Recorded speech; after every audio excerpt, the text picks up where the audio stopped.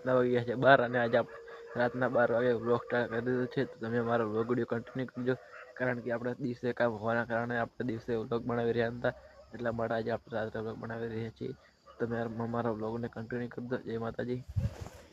તો ફાઇનલ આજે આપણે ખેતરમાં આવી ગયા છીએ. આ ખેતરમાં ઢોરો માટે કેળવું. તમે પણ વાવતા હોય તો કમેન્ટમાં જણાવજો. ફાઇનલ આજે આપણે ખેતરમાં આવી ગયા છીએ. તો આપણે ખેતરમાં વાવેલા છે બટાકા, અને આપણે બટાકા વાવ્યા ત્યારે વ્લોગ વિડીયો બનાવ્યો તો એ બટાકા આજે આપણે ઉગીને મોટા થઈ ગયા છે. તમારે પણ બટાકા વાવેલા હોય, મતલબ કે વાવ્યા હોય કે વાવેલા હોય તો કમેન્ટમાં જણાવજો. જય માતાજી મિત્રો. અમારે તો બટાકા મોટા થઈ ગયા છે. અડધા ભાગમાં વાવેલા છે એવું ઉગી ગયા છે, અને બીજા ભાગમાં વાવવાના છે.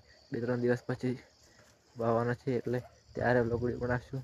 ત્યારે વ્લોગ વિડીયો મારો કન્ટિન્યુ કરજો અને જોતા રહેજો.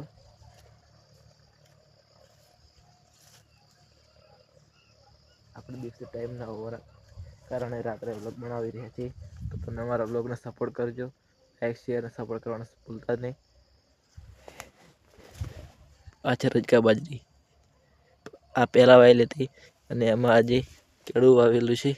આ બાજુમાં ડોકાતા એ છે.